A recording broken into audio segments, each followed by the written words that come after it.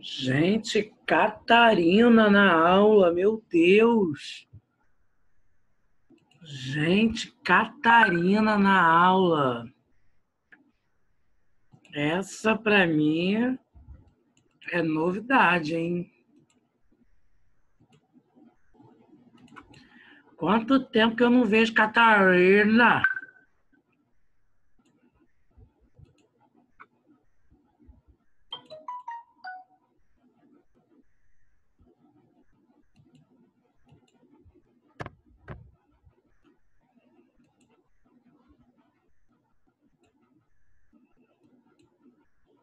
Bom dia.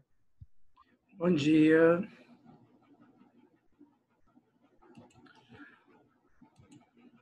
Bem, vamos lá. Gente, olha só, vocês receberam um comunicado com alguma coisa de prova, não receberam isso aí na agenda? Então, olha só, eu vou pegar e vou colocar. Ok, Bruno, eu vou pegar e vou colocar Ô, Fernando, boa tarde. Eu gostaria que você colocasse o seu nome para Fernando, por favor, tá? Porque o seu nome está como Fernando e não é Beiramar. Sem falar que esse nome eu desconheço, né? Pela escrita e pela grafia, mesmo não sendo seu professor de gramática neste ano, né? Não se escreve Beiramar, não, tá, filho? É Beira, hífen, mar, tá? Estou colocando no chat. Fica feio um aluno de terceiro ano escrevendo Beiramar desse jeito, né? Porque vem ter vestibular. E essa pessoa que eu não sei quem é, DF, esse código de barras, DFOEQ, o que é isso, gente? É uma fórmula dessas matérias exatas que vocês aprendem? Enfim, o que é isso, gente? Eu gostaria que vocês colocassem o nome de vocês, né? O nome da certidão de nascimento que o papai e a mamãe escolheu com tanto amor e carinho, né? Por favor, quebram essa aí para mim, por favor, tá? Por gentileza. Vocês não veem com esses nomes de gente doida, eu tenho que ficar adivinhando quem é eu, hein? Vi isso. Gente, olha só, nós vamos falar. O nosso conteúdo serão textos, tá? Então nós vamos relembrá-los agora. E aí eu vou mandar lá no grupo da feira. Eu estou vendo que teve um dia que saiu alguém, hoje saiu outra pessoa, ontem, sei lá. Eu vou colocar isso aqui no grupo, tá? Para a gente poder entender isso. Porque isso aqui seria o capítulo 1 e 2, né? Como o livro de vocês é diferente, né, turma? Então, olha só. Nós vamos começar com a literatura informativa, tá? Toda hora que eu vejo essa foto dessa menina aqui, que está no Bruno,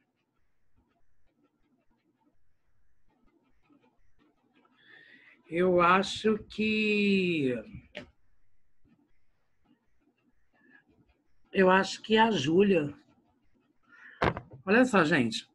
Então, na literatura informativa, primeiro a gente vai pensar em como que a literatura ela é dividida, né? A literatura brasileira é dividida em dois momentos básicos, né? O primeiro momento ele está concentrado no período colonial, que ele vai de 1500, que quando os portugueses aqui chegaram, até 1836. Só que de 1500 a 1836 nós vamos ter três escolas literárias, né? A literatura informativa, o barroco e o arcadismo. Só que eu queria ressaltar para vocês que a literatura informativa ela não é considerada escola literária, porque nessa época ainda não havia imprensa e não tinha como ter os registros do que eram escritos, na verdade, né? Então não era considerado. Então, os estudos desse período vão nos ajudar a compreender as mudanças que aconteciam na própria sociedade, né? Então, olha só, turma. O período colonial ele surgiu logo após o descobrimento do Brasil, né? Vamos colocar entre aspas aqui, porque é o descobrimento, né? Marcado pela cultura portuguesa. Sendo assim, a literatura colonial. Gente, literatura colonial não é escola literária, não, tá? É um período que compreendiam a três escolas. No caso, a literatura informativa, o barroco e o próprio arcadismo. Então, vamos ver mais ou menos aí como que seria, né, o primeiro momento, a literatura informativa. Né? Ó, o primeiro documento existente que possa ser considerado literatura brasileira é a Carta de Pero Vaz de Caminha, escrito pelo próprio Pero Vaz, né, turma? Então, olha só. Ao Dom Manuel I. Por que eles tinham essa necessidade? Porque o Pedro Álvares Cabral, quando aqui chegou, ele precisava registrar para as pessoas não, para a corte portuguesa e para o rei, o que eles encontravam aqui. Então, ele escreveu uma carta que chamavam da Carta de Achamento, né? E nessa carta ele descrevia tanto a flora e a fauna brasileira, a forma que o índio vivia. Ele falava, né, que os índios não tinham vergonhas das suas próprias vergonhas. Então, vamos entender melhor isso aí. Ó. A literatura informativa, gente, foi de 1500 a 1601. Assim como o próprio nome já dá uma dica, a literatura desse período teve como base a colonização por Portugal, quando os portugueses aqui escreviam cartas para relatar como as coisas eram e o que estava acontecendo. A literatura da informação também é chamada de literatura dos viajantes, devido às grandes navegações. Foi para fazer uma espécie de levantamento desta nova terra. Ela era cheia de descrições e não contava muito como obra literária. Turma, pergunto a vocês. Por que que não... Fala, Eduardo. Por que que não concordar? Corona não, meu filho. Só foi um simples espirro. E, Fernando, eu gostaria que você mudasse seu nome, porque seu nome não é Beiramar, gente. O que é isso? Beiramar. Como é que eu vou chegar para o aluno e falar assim, Beiramar, o aluno Beiramar? Eu já te expliquei como se escreve Beiramar, meu Deus. Que coisa chata. Então, olha só. Por que que não é... Fala, o Bruno. Você está levantando a mão, fala. Sim. O que o senhor acha da ideia de cancelar o ano letivo e continuar no bem? A ideia de quê, Fernando?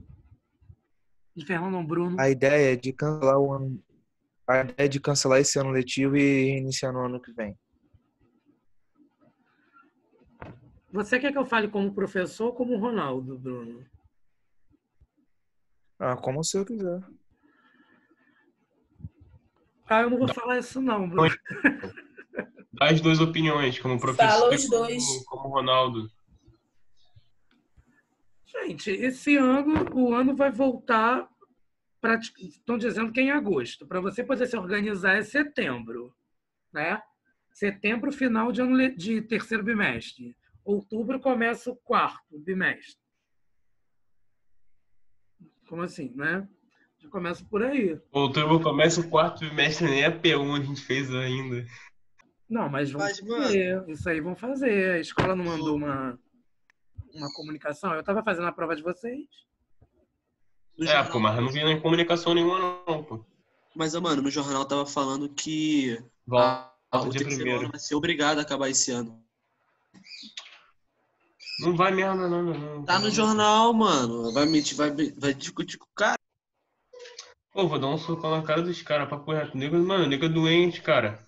Pô, 70% da população tem velho dentro de casa. Tá maluco? Não tem condições de voltar à aula, não, mano.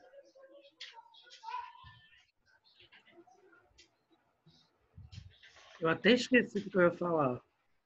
O bagulho é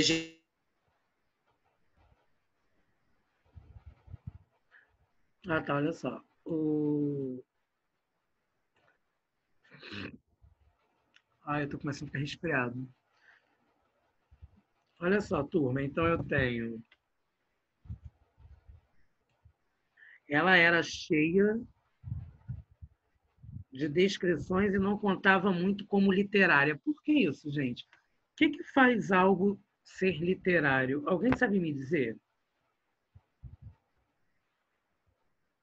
Existe um texto, eu não sei se vocês lembram disso, isso aqui que eu vou falar é matéria do primeiro ano.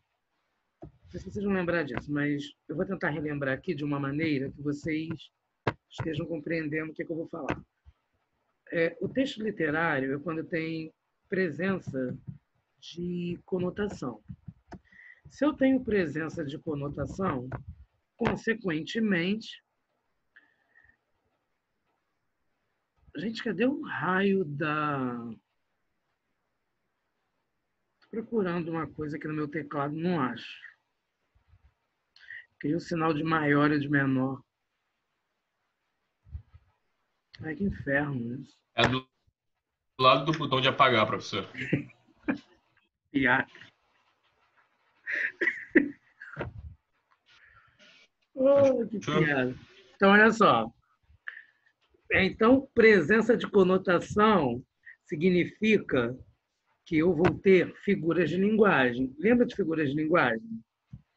Certamente vocês, geralmente o professor de gramática ensina isso. Então, figura de linguagem. Quando nós temos figuras de linguagem, significa que nós temos metáforas, que nós temos paradoxos, que nós temos antíteses, que nós temos eufemismos, perífrases, metonímias, né? Isso aí, Bruno. E quando nós tivermos texto não literário, é quando nós estamos voltando para a questão do texto jornalístico, quando nós temos a presença da função referencial. Então, é quando nós temos textos, geralmente os textos jornalísticos.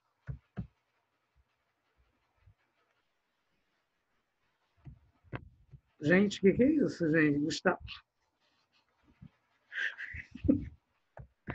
Textos jornalísticos. Então, olha só. Gente, o Gustavo entrou com a minha foto. Então, nós temos os textos jornalísticos. Vai ser texto não literário. Então, quando eu falo que ela era cheia de descrições e não contava muito como literária, era exatamente por ter descrições, porque geralmente as descrições nós vamos voltar mais para a questão de texto informativo. Né? Então, texto informativo é texto não literário, não vai fazer parte. E sem falar também, turma, da imprensa, não tinha imprensa naquela época. Tá? Então, por isso, não é considerada. A maioria dos textos eram bastante ufanistas. Lembram o que é ufanista, gente? Ufanista é você elogiar de uma maneira exagerada a sua terra. É quando o seu sentimento de patriotismo ele é exagerado. Então, a maioria dos textos eram bastante ufanistas. Vanglória de um grupo, exageravam na qualidade desta nova terra, porém haviam também alguns textos mais realistas, que falavam da existência de uma dificuldade de locomoção, de comunicação, etc. Expoentes. Quem eram os grandes nomes? O Pero Vaz de Caminha, que era o escritor, né, da frota, e o outro Pero, só que era o Pero Magalhães Gândavo. Deixa eu ver aqui. Tá.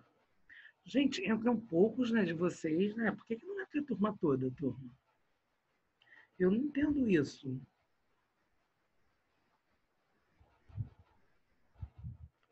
Mas, gente, cadê o Fernando? Caiu? Fernando estava aqui. Ele caiu. É estranho. Ó, isso é uma piada, essa foto minha, né? Né, Bruno? Eu acho que eu já entendi isso.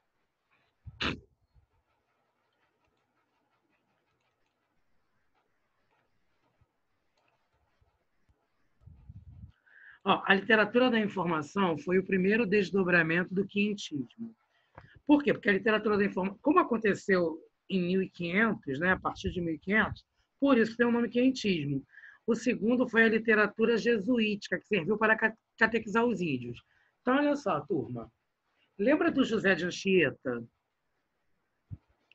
O José de Anchieta, ele começou a catequizar os índios porque eles acreditavam que os índios faziam parte de uma cultura pagã. Essa questão de cultuar deuses próprios, né? Essa originalidade dos índios, vocês sabem que incomodavam muito os portugueses.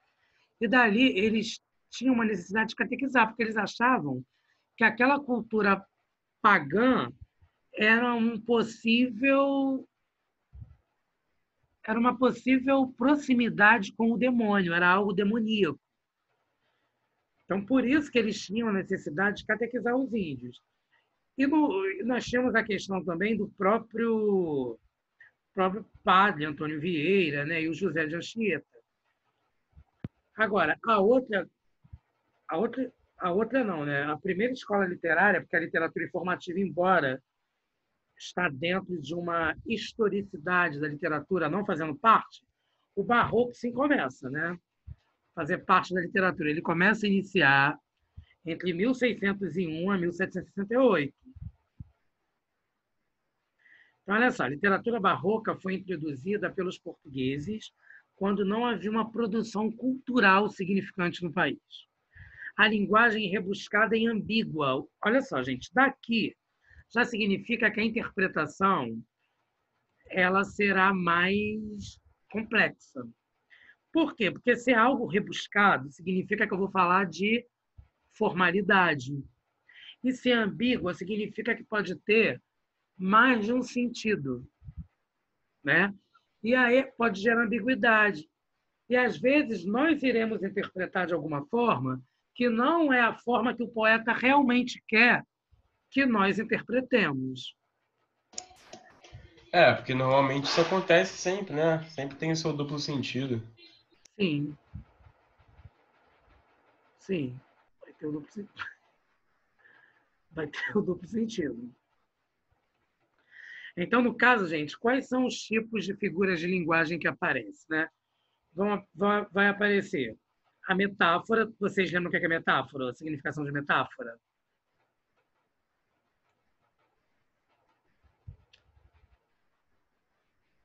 Eduardo lembra, né? Então, no caso, a metáfora vai ser o quê, gente? A metáfora é uma figura de linguagem, é uma comparação, né? Mas sem o como. Metáfora. Figura de linguagem, né?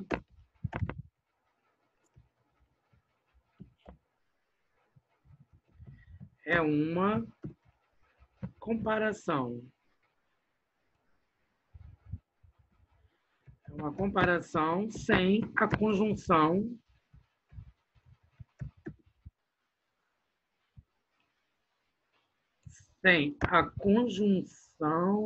comparativa como.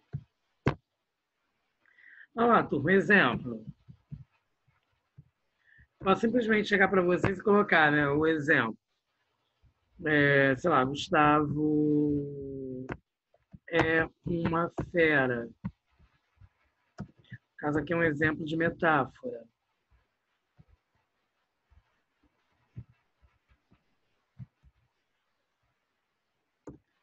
Aí, Bruno, eu sou uma lagartixa, também é metáfora. Tu é um macaco, também é metáfora. Aí eu posso simplesmente chegar e falar assim: Gustavo é como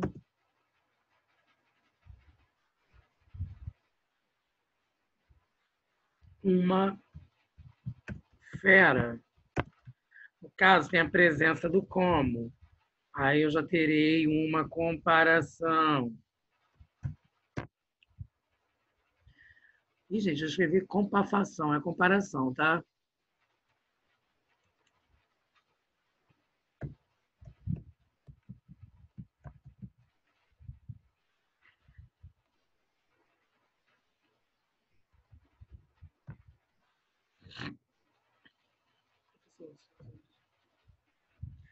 Sim, Bruno. Isso que eu estou dando para vocês agora é uma revisão. Eu vou mandar isso para vocês lá no grupo. Eu até coloquei o WhatsApp aqui no computador, que aí fica mais fácil.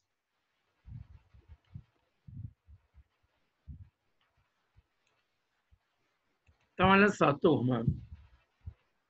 Antíteses são ideias contrárias, lembram disso? O bem vence o mal. Bem é contraste de mal. Agora, o paradoxo. O paradoxo já é uma diferença mais complexa, como, sei lá, o amor é o contentamento descontente, né? Eu estar com a luz acesa em plena luz do dia. Pressupõe-se que se está de dia, eu tenho a luz do sol, a luz natural do sol. Então, para que eu tenho que estar com a luz artificial? Então, isso é um paradoxo.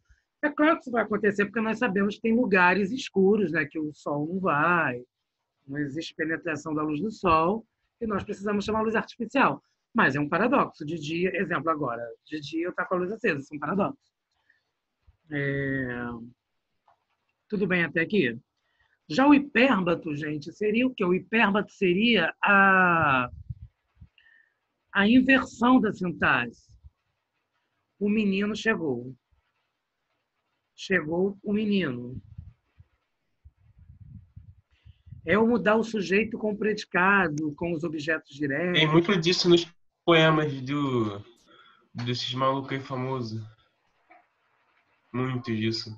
Sim, principalmente no barroco. O próprio hino, né, o Eduardo? O hino do Ipiranga de Martins Plácidas, de um povo heróico, o brado retumbante.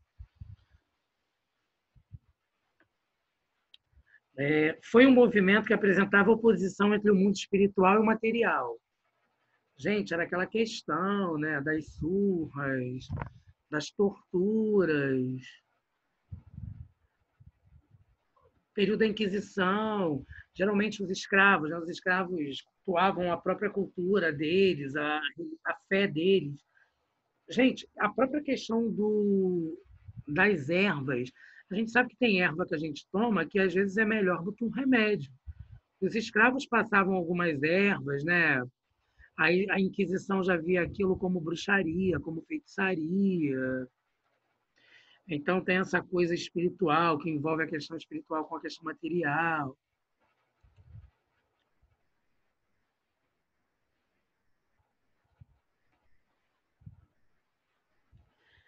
O artista utilizava de um sensualismo exacerbado e da idealização amorosa que buscava da verossimilhança. A verossimilhança, turma, é uma quase verdade das cenas retratadas do cotidiano, dos temas religiosos e das cenas mitológicas. Então, vai ter essa questão, né, do sensualismo, o cotidiano em si, com a verdade dos temas religiosos. Verossimilhança, uma quase verdade. Alguém sabe me explicar o que seria verossimilhança, terceiro ano? Alguém saberia me explicar?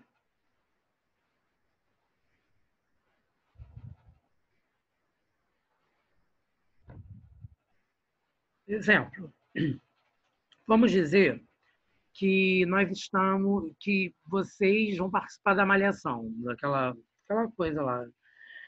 Verossimilhança, Eduardo, uma quase verdade, estou pedindo um exemplo. Então, vamos dizer que vocês vão participar da malhação. Eu não sei se malhação é novela, o que seria malhação. E aí, a malhação, o diretor, o escritor, o redator, ele vai dizer que existe uma Catarina, existe um Felipe, que existe uma Emanuele, uma Milena, um Brian, um Bruno, um Eduardo, um Gustavo, um Fernando, que moram em Sulacap. E que eles têm um professor chamado Ronaldo. E que esse professor Ronaldo é de literatura. Aí vocês chegam e falam assim, caramba, cara, você viu, a Malhação está passando uma escola na Sulacap, a gente mora na Sulacap, e tem um professor de literatura que se chama Ronaldo. Caramba, que coincidência! Tanto que se vocês virem os caracteres nas novelas, vocês vão ver lá, qualquer coincidência, qualquer semelhança é vera coincidência. Só que para dar mais verdade a uma obra, para dar mais verdade ao texto, eles usam fatos, nomes de bairro que realmente existem naquele lugar, para prender mais a atenção do leitor e fazer com que aquilo se torne mais verdade, mais verdadeiro. Só que o Ronaldo, a partir do momento que o Ronaldo que está lá na malhação, junto com os alunos, não é o Ronaldo que está nesse momento com a 3001. Isso é uma verossimilhança, é uma quase verdade, não é a verdade. A verdade sou eu aqui agora com vocês. Entenderam mais ou menos o conceito de verossimilhança? Então, exemplo, verossimilhança, turma. Verossimilhança seria um substantivo.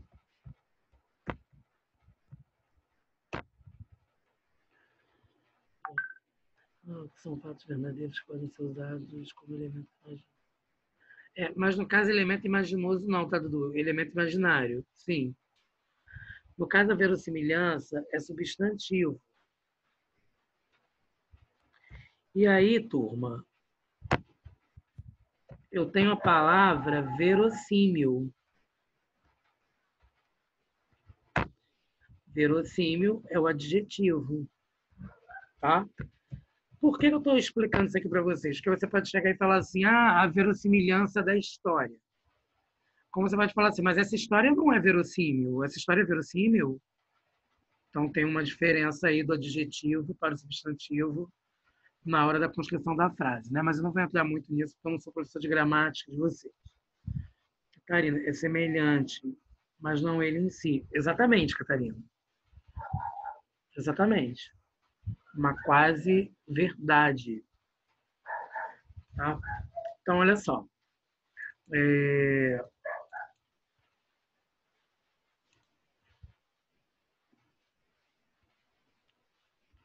O marco inicial do barroco brasileiro é o poema Prosopopeia de Bento Teixeira. Então, isso aqui, turma, esse nomezinho bacana aí, ó. Legal levar em consideração, hein? O nosso Bento Teixeira. Eu acho esse nome bonito, Bento. Vocês curtem esses nomes assim? Eu gosto de nomes assim, gente. Oi, Bruno, uma história sobre dragões voando e soltando fogo. Maior nome de fazendeiro? Que isso? História de possessão, é verossímil.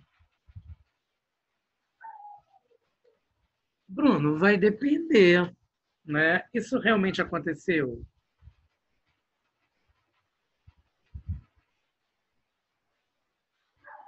Porque você está falando mais dentro de um surrealismo. Professor, Oi. Pode ser se sim. for, por exemplo, Eu tô analisando aqui, fala.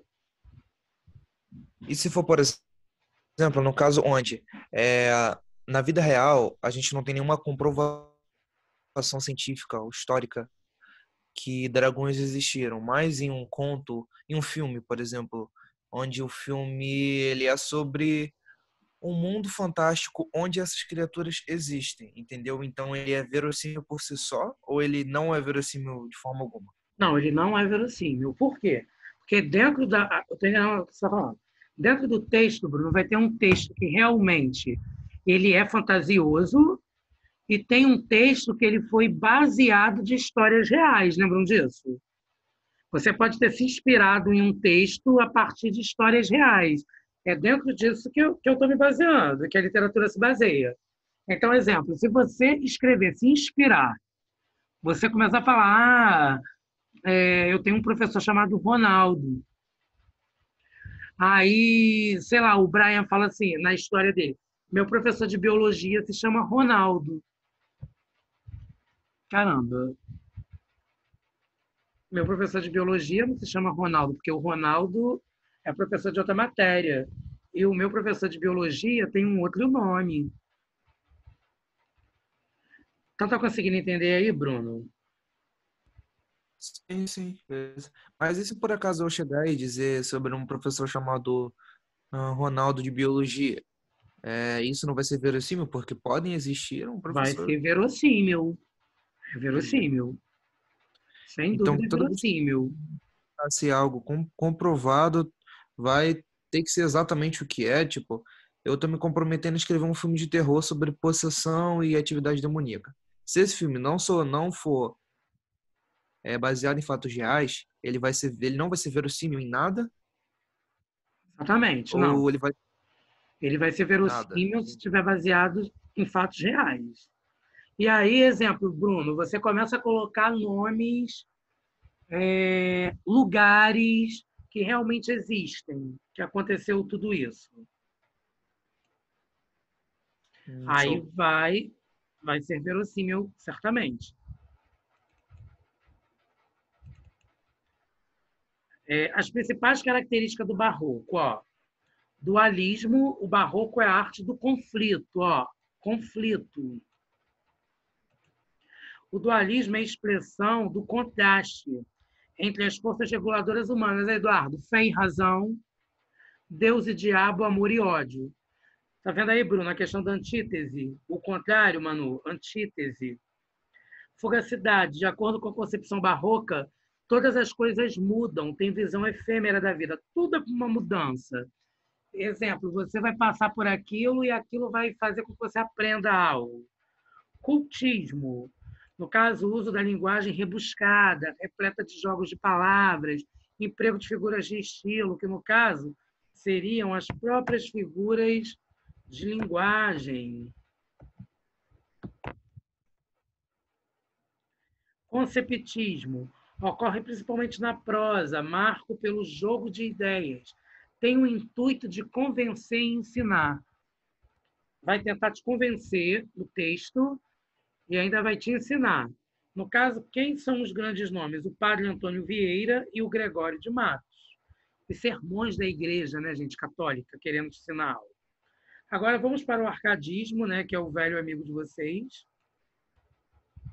Está compreendido entre 1768 e 1836. Ele foi desenvolvido no Brasil na segunda metade do século XVIII, principalmente lá em Minas, né?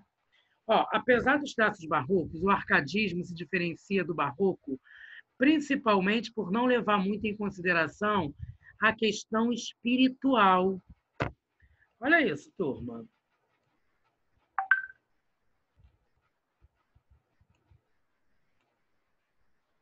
A questão espiritual. Por que é bom frisar isso? Porque tem o pastor, só que esse pastor nada tem a ver com a igreja. É o pastor que vai conduzir as ovelhas, o rebanho.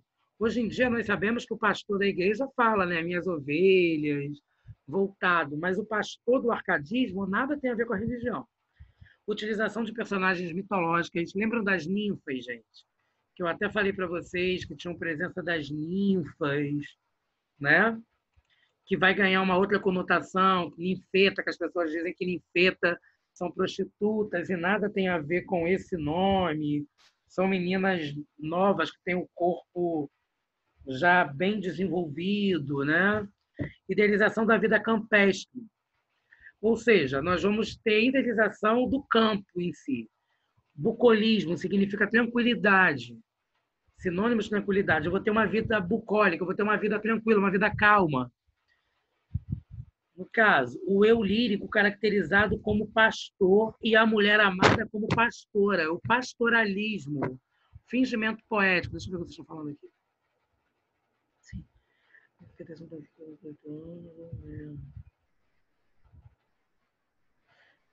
Dudu, na verdade, as palavras elas vão ganhando conotações diferentes, né? A ninfeta em si são meninas, aquelas meninas, como a gente já falou uma vez, né, com 9, 10, 11 anos, já está com o corpo desenvolvido, né? Já tem um corpo de mulher, vamos dizer assim.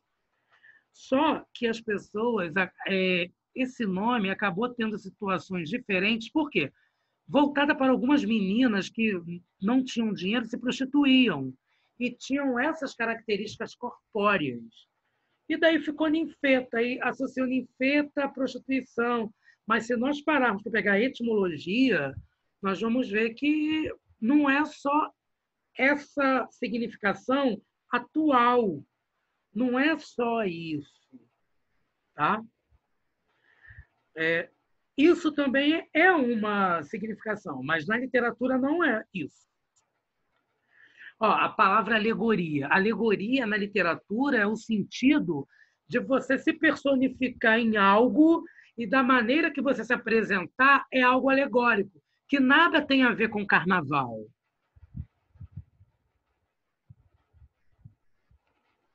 Né? As palavras elas têm conotações diferentes em contextos diferentes.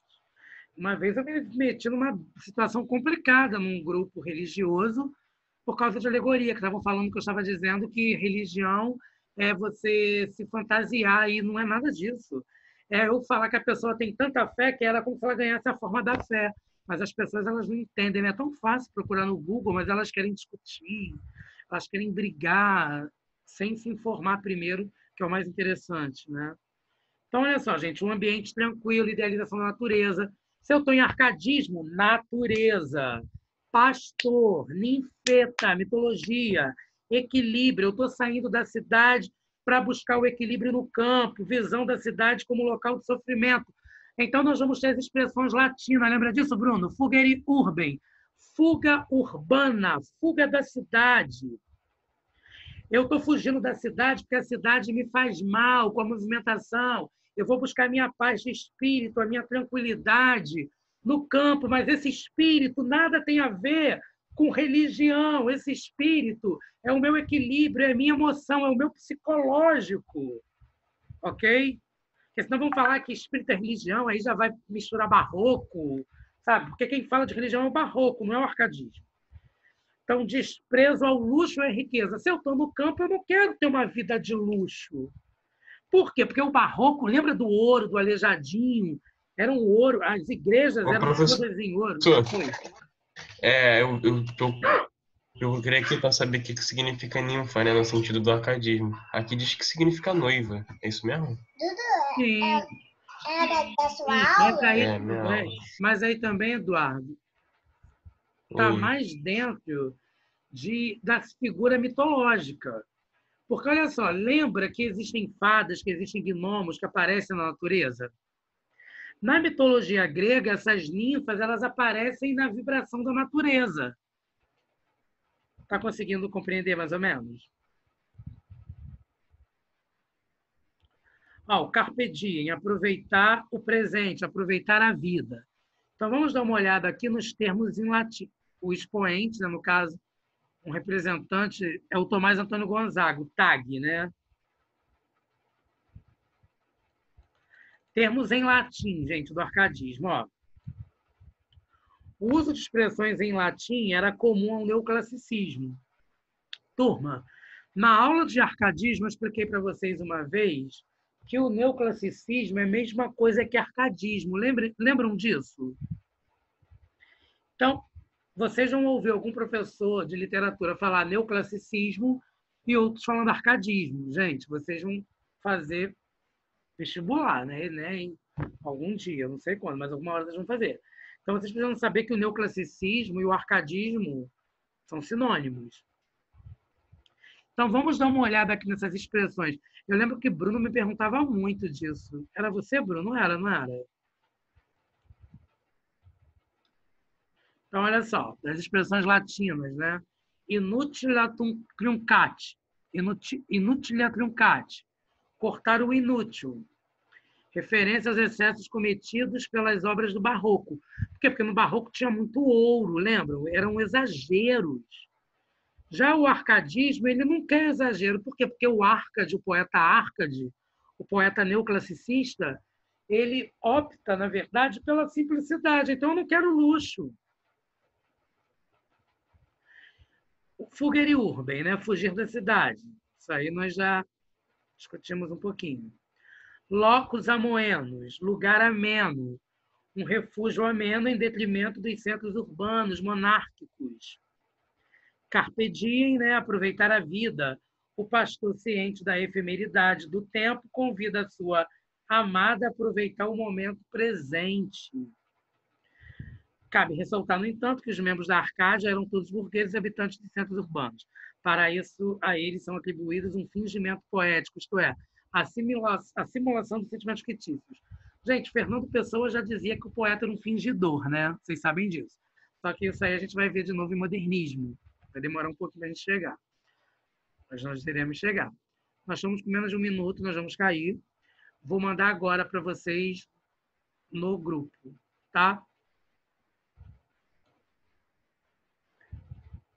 É isso. Tá todo mundo no grupo, gente? Beijo, também amo vocês, tá? Saudade. Tá todo mundo, cara, do grupo. É isso aí, todo mundo mesmo. Papo de visão. Tá, então vou mandar para vocês agora, tá?